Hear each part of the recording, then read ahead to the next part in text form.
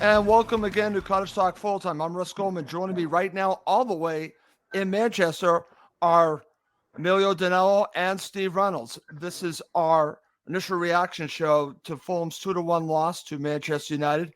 Emilio and Steve were there. They're going to share their initial reaction. I'll share mine as well. It's a disappointing loss, guys, just to get us going. Before we do anything else, I also want to mention, please do subscribe on YouTube and Apple Podcasts. It does help other Fulham supporters find us. Guys, you were both there, so let's just get your initial reaction. Emilio, first to you. Thoughts on the 2-1 loss? It shows how far we've played, Russ. Hello, Steve. Yeah, obviously we've had a good day out here to be up here in Manchester, but it shows how far we've come when we're disappointed again to lose to a Champions League team for next season. You know, 2-1 league defeats this season. They nicked the last kick of the game win at Craven Cottage in November, and to be honest with you, it's when you should have been 2-0 up. I thought a 2-0 up, you're not going to lose that game. The minute you come away with it, I agree. You come away with a point. Man United. I said it back in March after the cup defeat. I said it back in November. They're developing, but they're not. They're far from being a great team. This is probably the weakest Man United team I've known for many a year. And to come away with a 2-1 defeat, it's disappointing. When you've Mitrovic, another penalty that is missed. Something has to be sorted out in the summer there, because that. Yep. If anybody else missed 4 penalties this season, Tom Kenny missed 4 penalties. Harrison Reed missed 4 penalties. Vinicius missed 4 penalties. There'll be blood slayed against their names. But because it's Mitrovic, he's protected from the fans. Something has got to change. I'm pissed off, to be honest with you. He wasn't fit. He should have been taken off at half-time. And Harry Maguire, dare I say, had the better of him the whole game. Harry Maguire did a job on Mitrovic. And as much as I hate the guy, I applaud him for giving him... Mitrovic didn't even get a sniff the whole game, to be honest. He was off the pace. And... we knew he was going to miss. Why didn't he go with pace with that penalty? We'll talk about that shortly. Yep. But I'm frustrated. Stop giving somebody so much positivity and don't criticise when it goes wrong. He lost us the FA Cup match, quarter-final. Now he's lost us at least another point, if not more. So this man can't keep giving away chance after chance after chance. I'm really fed up with it, to be honest with you. And I'm frustrated with Mitrovic at the moment. He's letting the club down in many respects. Okay, excellent. Steve, over to you. I want to get your opening thoughts, but I want to work off of what Emilio said. I know that, in my opinion, this is how I feel, that it was a missed opportunity. I think Emilio was talking a little bit about that, because I think it was there for them. If they go up 2-0, I think they at least get something out of this. So what are your thoughts? I think that was, I think how most of us felt at the time. I mean, we got the first goal. And I think the first 20, 25 minutes, we played very, very well. But you get the penalty, you think, right, 2-0, looking at the United side, and you're looking at, as Emilio said, the likes of Maguire. I'm looking at the others. I'm looking at your Sancho's. I'm looking at your Rashfords. And they were absolutely... nowhere. Poor, they were very, very poor.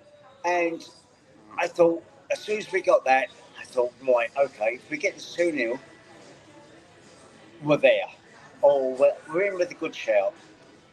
The last penalty he took, I did not even watch. I turned away.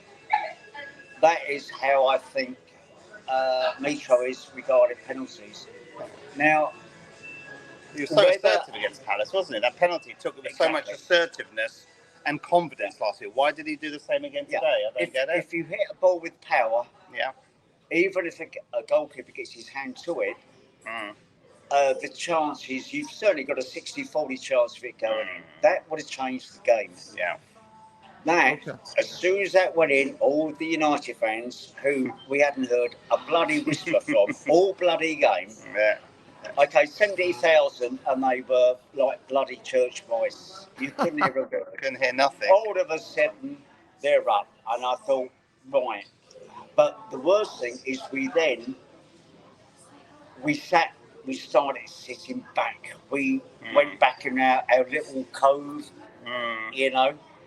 and you could just see United got more confidence because they got away with it. And I think the penalty issue's got to be addressed by Silva. Something has no to two change, ways yeah. about it. Mitro is not a penalty taker. He's not a Ward Prowse. And I hate to say it, but he's not, as much as I dislike the guy, he's not an Ivan Toney. No. Ivan Toney comes up, Clinical, hard, one side, other, down the centre. Harry Kane, same thing with Harry Kane. Yeah. So, I mean, that's how I'd sum up. First 20, 25 minutes we were good. But that miss changed the game. Yeah. I totally agree with you guys. And I was going to say that to me was the turning point of the entire match was his miss, because it energized the players. And like you mentioned, the Manchester United supporters now felt that they could now voice themselves and basically got behind their team, and then everything took off from there. So that was definitely the big change of the match. And that's unfortunate. But I want to just ask you guys quickly, and then we'll just break this down.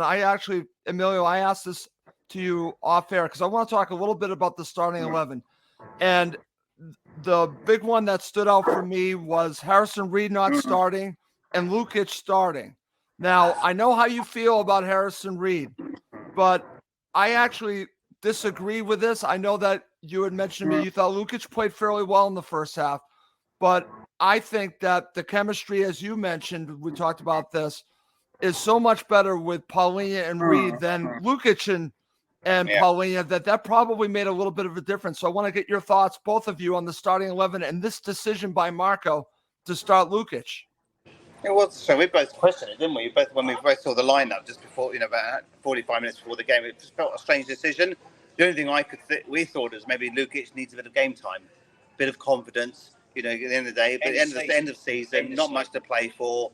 That's what I think, wasn't it? I don't think it was because Harrison Reed was injured or anything. It was just more give Lukic a chance to play in a big stage. He's going to probably be an important backup or deputy next season. He's going to have more game time next year. So, I'm not sure if that's anything to do with Paulinho maybe not being here next season. Right. Potentially the risk of that. What's Lukic's role next season if Paulinho was to move on? So I think there's a bit of discovery mode there as well. Put him in that big stage, put him in the deep end, nothing to play for, nothing to lose. And there was the first couple of moments. I think it was Lukic was way off the pace. Remember, we were both commenting. There was a moment when he was out of position. 15 yards. He was 15 yards behind. But then he made a couple of decent runs with the ball. When he carried the ball forward in a couple of moments, I thought he did quite well, to be honest. Yeah, but you're right though. I think there was that Paulinho Reed chemistry that was missing, and I think Man United got a lot of freedom down the middle of the park. Absolutely, Emilio. Way too easy. Wait. Hold on a second. Wait a bit. Yeah, wait a bit, please. No worries, guys. Yeah, I think when we missed the penalty, there was more ambition from United, and I think there was almost like a lack of ambition from us. We started sitting back, and we were allowing them to come down the wings. Outstanding player would be Tete. I thought throughout the game, Tete by miles was man of the match. No ways about it, but I agree. It just felt that it was an odd. Jedi was off the pace quite often. Carry on, Russ. Okay, cool. So, guys, let's now get into talking about the goal from Kenny Tete. I want to get both of your thoughts. Emilio, I'll start with you. This is actually a great corner and well-deserved goal from Kenny Tete. Very well taken. You could say Fulham didn't really create a lot up to this point, but you know what? I'll take the goal, and I thought it was a very good corner and a very good goal. No, absolutely. I think it was a well-earned corner as well. So I think we were attacking at times with a bit of flair and a bit of positivity, weren't we, in that first half? And I think we earned the right to that corner. And then it was a good distribution. Again, it's if you get a good ball into the penalty area and Tete, got in the near post. I haven't seen the replay. Could the keeper have done better? If that was our keeper, maybe But I thought it was a clinical header in the near post. The head didn't have a chance, and Fulham, I thought, just with sheer determination, deserved to be 1-0 up. Man United, we rode a bit of luck at times. Man United had a lot of, in that penalty area, that all those nice touches, one pass, they were a bit wasteful in front of goal. Let's be clear, Man United were wasteful at times, and probably deserved to get something in that first half before we missed the penalty. But overall, we did exactly what we did back in March: take the lead, get our noses in front, and I thought we looked comfortable at that point. Yep. The point we scored a goal, and then that's when we let our guard down a little bit, and Man United started creating more chances. They raised their game a bit more, and they did look dangerous. And to be honest with you, I thought it was only a matter of time before Man United were going to equalise. But then we had the penalty incident, so actually that turned everything around on its head again. It's a good point. Let's go right there because we've already talked a lot about it. And I'm going to share that. And Emilio, you and I were talking about this. You guys might not be aware of this, but Mitro actually set a Premier League record. 4 misses out of 8, 50% from the penalty spot this season. It is a Premier League record, 4 misses. That is not good. But I want to talk about that was legitimate penalty. And then he's coming up. Now, if I remember correctly, the last time he took a penalty, he went to the left. This time he goes to the right. And De Gea was all over it, guys. I want to just talk a little bit more about the penalty. Steve, are you 100% on that he should not be taking penalties anymore? Yeah, I don't think he should. I think the last penalty, if I remember, you're correct, Russ. I think he hit it to the left, but he also hit it with power. With a lot of power. It was just maybe a foot below the bar, which is the ideal place. As soon as we got avoided the penalty, as soon as he stepped up, I said Emilio, he's going to miss. I just bloody knew it. And how many points have we possibly lost because of penalties this season? I don't know. And previous seasons as well. Let's not be honest. Not just this season. Yeah. It's like I agree. What can someone go out and find? What's Mitrovic's record for Fulham with penalties over the last 5 seasons? It's not the first time he keeps missing penalties, and we can't keep losing points. Next season, every point is crucial. Every point is crucial, and you got a golden chance to go 2-0 up at Old Trafford, which I think unheard of. I think 2-0. I think we might have nicked it.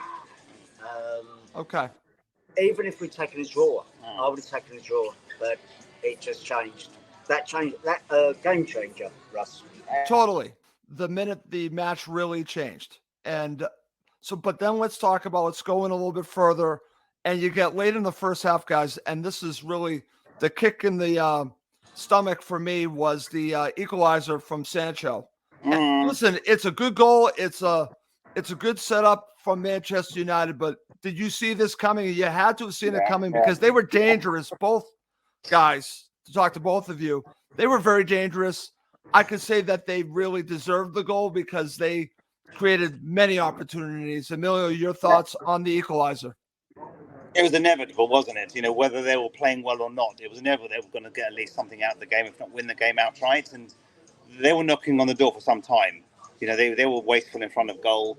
But again, it felt a little bit too easy. It's Sancho got the better of Robinson. Got a ball. Again, if you're putting the ball in the danger area, putting the ball in the 6-yard box, it's going to create mayhem to any defence. And I just felt like Fulham were panicking in defence. We just weren't able to clear our lines. And to be honest with you, it was only a matter of time before they were going to equalise. And it sort of comes 10 minutes before half time, sort of a good time for them. It changes a half time team talk, and then it quietened our fans. I know our fans kept singing right through the game, but you're reasonably in control, 1-0 up. They were wasteful, I get that, but you've got to seize that's an opportunity when you've got a penalty in a 70,000 stadium, 1-0 up, to go 2-0 up. You've got to take those moments. And sorry, Mitrovic, again, I think you cracked up under pressure again. When the pressure counts, when the pressure's there on your shoulders, at times you're letting the side down. And I'm being fair to be critical. You can't just applaud someone to be a top goal scorer.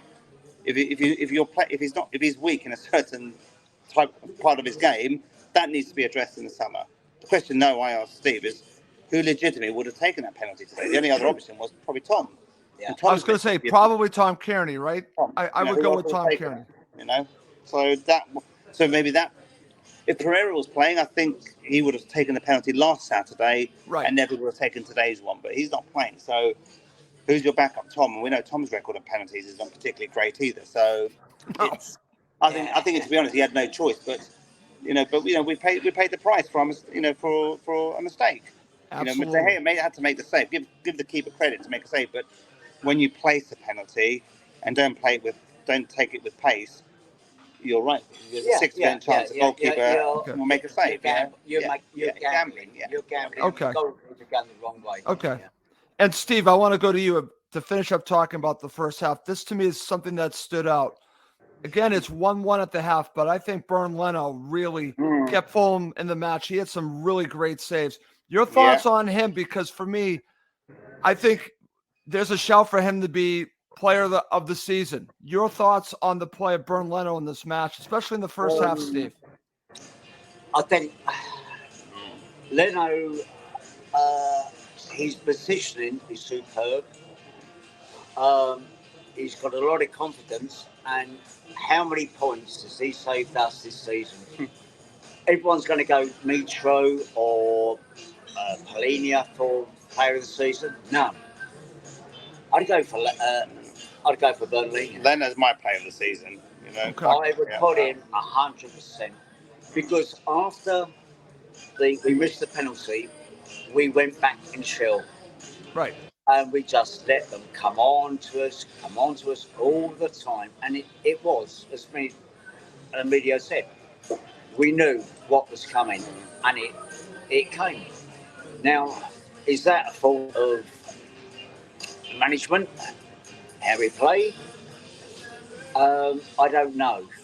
That's probably another discussion. But at the end of the day, we just lost it, and I think he kept us in it. No two ways about it. Certainly in the first half, and leading up to the second half. Okay, very good. All right, guys, let's transition. Let's talk about the second half, and we're going to go right to talk about the match winner from Bruno Fernandes. And Steve, I'll go right back to you. I'm not a fan of Bruno Fernandes at all. You know what I'm going to say, Russ. Okay. You're not a fan of Bruno Fernandes. And no, I got to tell you, I'm not a fan. I hate him. I'm sorry, mate. You got to say what you see. He was moaning left, right, and centre again. All game. Really? Linesman. I appreciate his skill, but I hate this constant bloody moaning and everything. He makes Mitro look like bloody Mother Teresa. I mean, but you can't go away from his talent. But we allowed through the middle. We gave them so much room, and they were coming through the middle all the time. Jedi did not have a good game. No, sorry. The connection between him and William was. It wasn't there. It wasn't there today, wasn't there? Kenny, superb. And I think even Diop and Tosin. But there was a warning sign before that. I was going to say. When the ball came over, what were they doing? They were both. I have no idea. I'm glad that you mentioned that, Emilio, because I was just about to bring that up. Because we saw the other end of the pitch. It just seemed like there was a ball down the middle, bouncing high. Whether they're both saying, "Am I headering? Are you headering it?" And then I don't know who was it, Rashford or somebody just poked it. It was Marcus Rashford. He just poked it wide.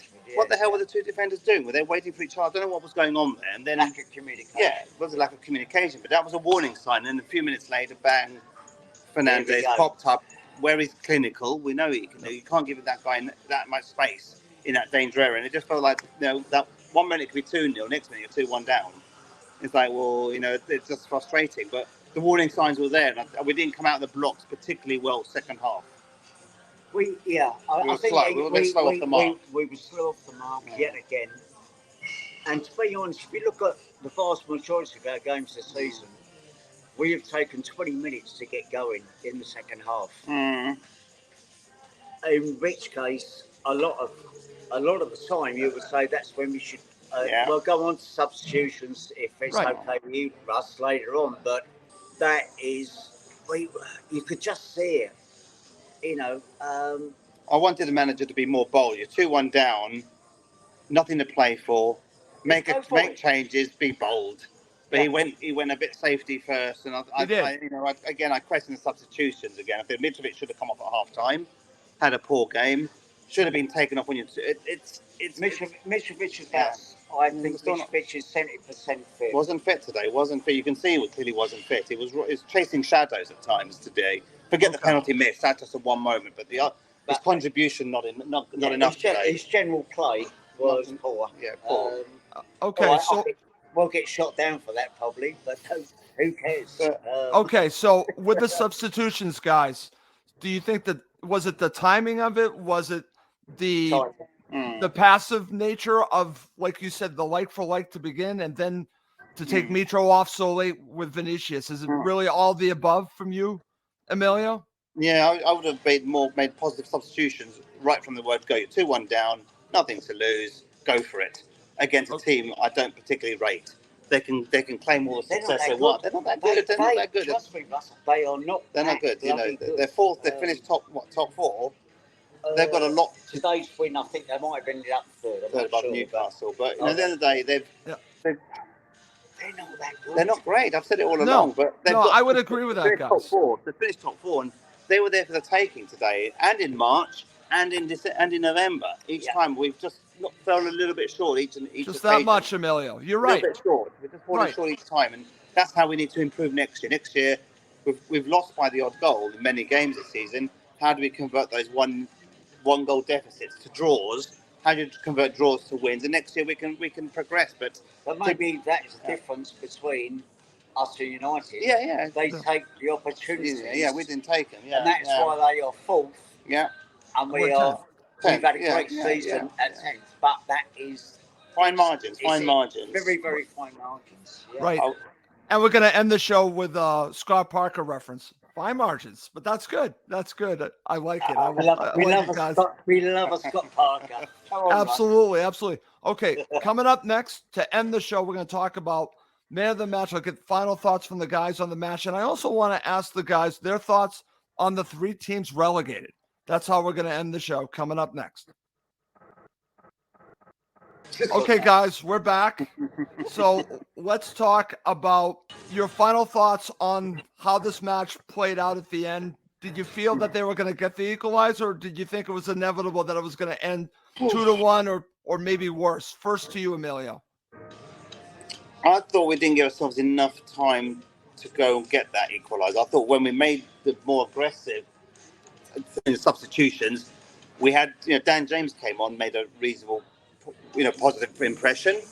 Manor Solomon, nothing. A few moments here and there, but again, very quiet. And I want to talk about at the end of the game. I'll send you the pictures offline where he was positioned compared to the rest of the Fulham players on the pitch after the game. We'll talk about that in a moment. But I thought Vinicius looked hungrier, more determined, chasing the balls down. We didn't give them enough time. They should have come on for 30 minutes, not for 15 minutes or so. That, for me, that was a faux pas from the manager. But overall, De Gea made a good save. Let's be honest. Even Tom Kenny. Let's give Tom Kenny some credit. Won the penalty. Yep. There was a couple other free kicks he won in key positions, and he was sniffing in that penalty area as well with better finishing. And there was a moment in that second half when Tom Kenny shot over when he should have done better.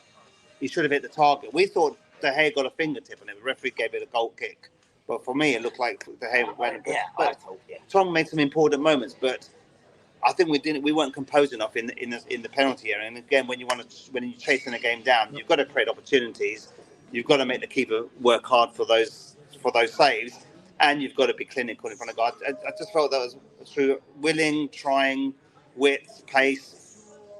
I didn't think that goal was ever coming, to be honest with you. If anything, man, I think to Steve's point that we were saying in the game, I'd rather we were more aggressive to get an equaliser for the sake of losing 3-1. Okay. We did so we were too passive. Yeah, maybe a bit too passive at times. We could have been a little bit more aggressive and more hungry to get something out of the game rather than just trying to pass the ball into the net at times. Okay, Steve, your thoughts? I mean, I basically agree what Emilio was saying, but I think we just lacked anything in the second half. I could not see. I agree with the changes should have been made at the 60th minute.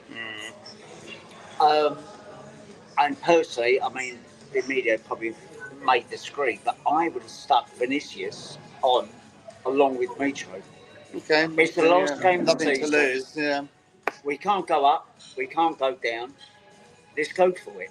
Okay. You know, it's almost like a Ted Lasso.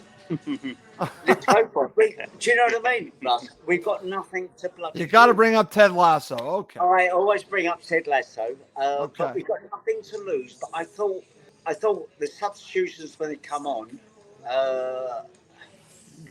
Solomon, I'm sorry, and I've said it for a long time now. Everyone talks about 5 goals in 3 games or whatever it was. What has he done Since? Nothing. I'm sorry. Dan James, I'll give him credit. He worked and he played did. quite well. He worked. But at the end of the day, watching it with 20 minutes to go, it was more fun taking the pee out of the Man United supporters, which I was doing violently with the police all around me. But Nice. But it was more fun doing that than watching the bloody team. Well, that's not good. I'm for them. They were there for the take, and that's the frustration. Yeah. But when James came on, looked lively on the right. Salomon made some moments there from him, but not enough. Right. Vinicius was chasing the ball, but we left ourselves not enough time to go and chase the eagle. And Man United was celebrating as if they'd won the Champions League, to be honest with you. Right. So Right. Well, Russ, you heard nothing from United for the first 25 minutes of the game. I mean, we were singing, "Is this a library?" Because you couldn't hear anything from United. As soon as they scored, didn't they? Then all of a sudden they're up and they're giving it large. I think we rolled over. I think we rolled over and had our tummy tickled. It goes back to what I said at the beginning of the show. It's like we can come away from Old Trafford and be disappointed to lose by 1 goal. That's how far we've come. So look, I thought we did okay today. There's areas we need to improve for next season to push on. But we finished 10th. We didn't have to fight for our lives today like the other teams at the bottom of the table. Yeah. Nope. We took the game to Man United at Old Trafford. I thought we didn't do too bad today. It's just work in progress. Yeah, work in progress. It's a project. It's a project. Okay, excellent stuff. Guys, let's go to man of the match. First to you, Steve. Who's your man of the match?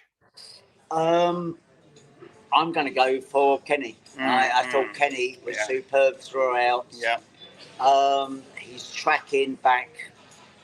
He's the way he moved forward and everything else. And he hadn't got... Normally, Kenny likes working with BDR. There's no BDR for him to play on. So I think Kenny worked his backside off. He did, I thought, Got the goal as well. Yeah. Okay. He got the goal. I mean, he read it for the goal. I would have still given it to Kenny. I think he was he stood out. Okay.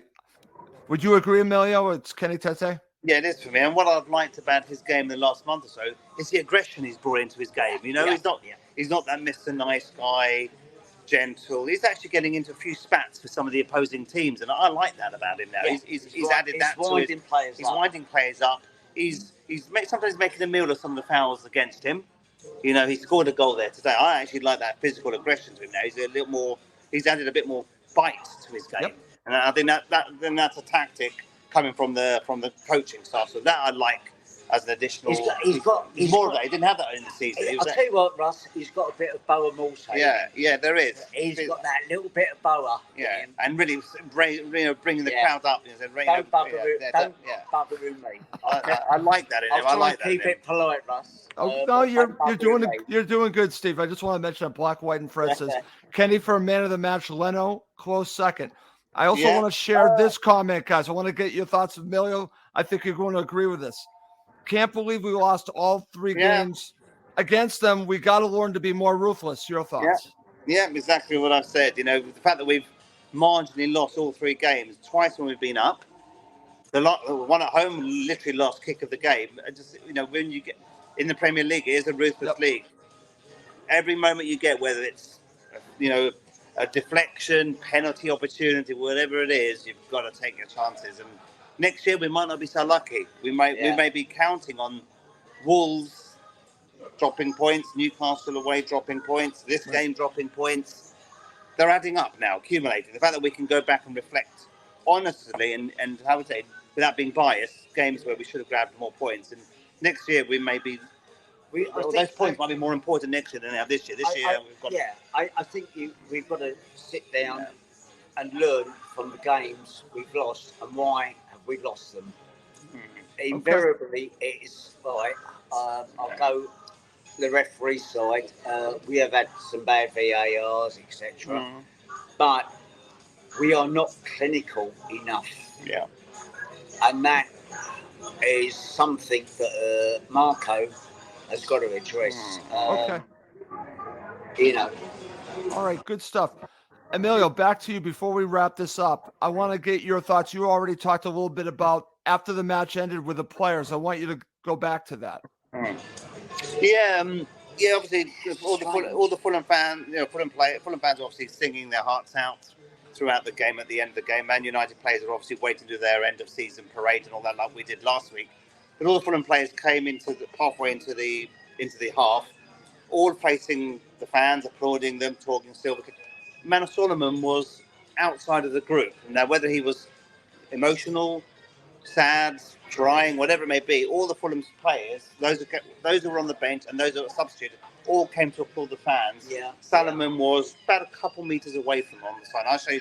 I can send you the photograph to show you what I mean. But whether I'm just reading too much into it, but it felt like, is there an emotional? He looked disjointed. Yeah, away it did. From the team. Yeah. I.e., I'm going.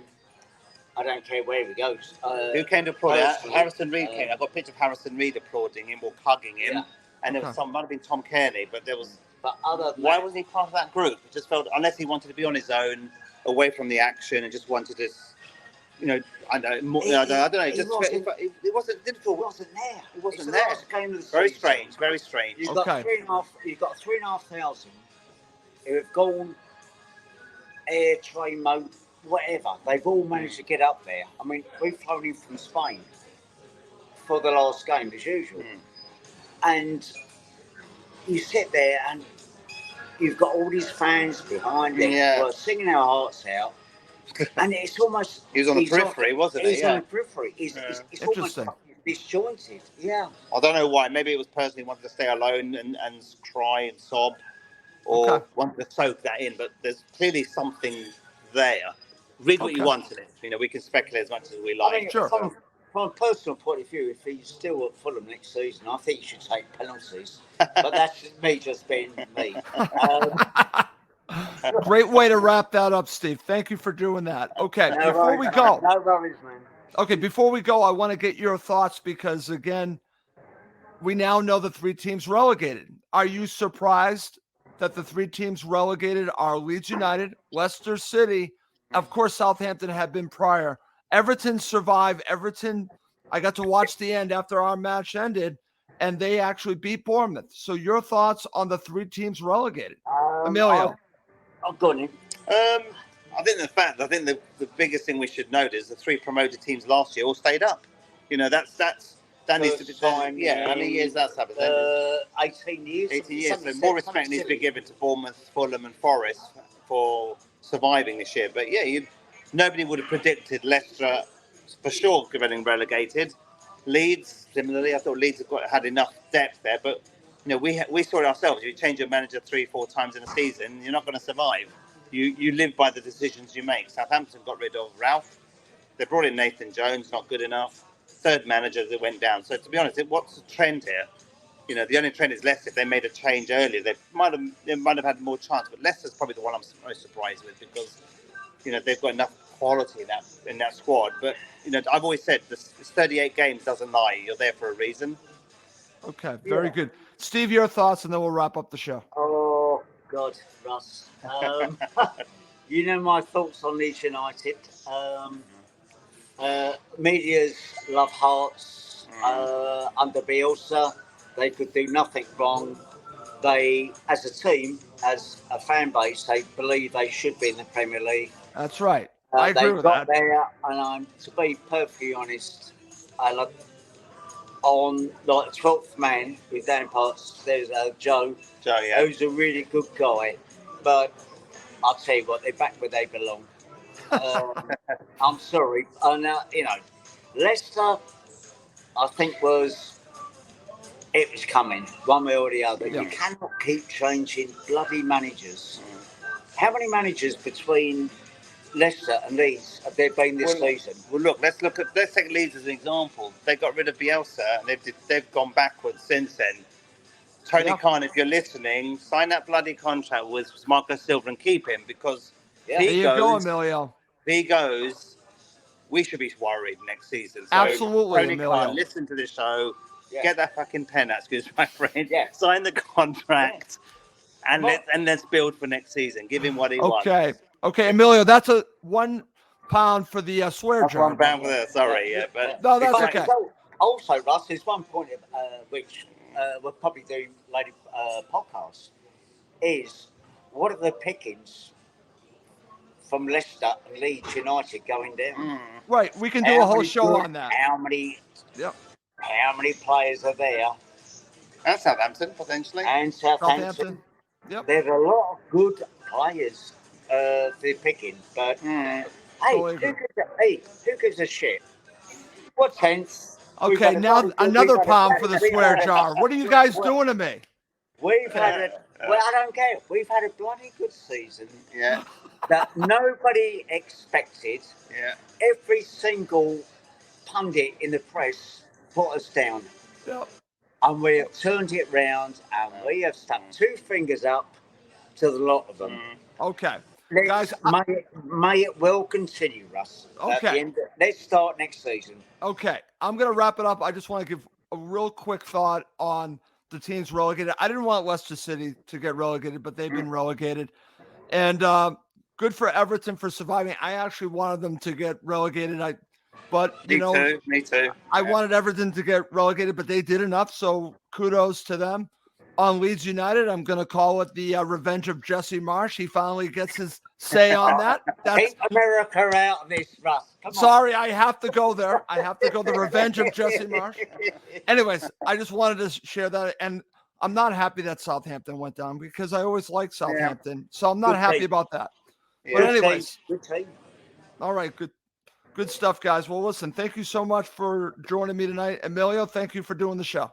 No, thank you very much, Russ. It's been good to meet Steve today here up in Manchester. So, you're heading back to Spain tomorrow. I've got a taxi booked at 5 o'clock tomorrow morning to go back to Spain. So, okay. Okay, I expect to be hearing from you soon, Steve. So I'll be talking to you soon. You'll always hear from me, Russ. You know. Okay, excellent stuff. Well, that's going to do it for this episode of Cottage Talk. For Emilio Danella and Steve Reynolds, both in Manchester, I'm Russ Goldman. Thank you as always for watching and listening to Cottage Talk, now part of the talkSPORT Fan Network.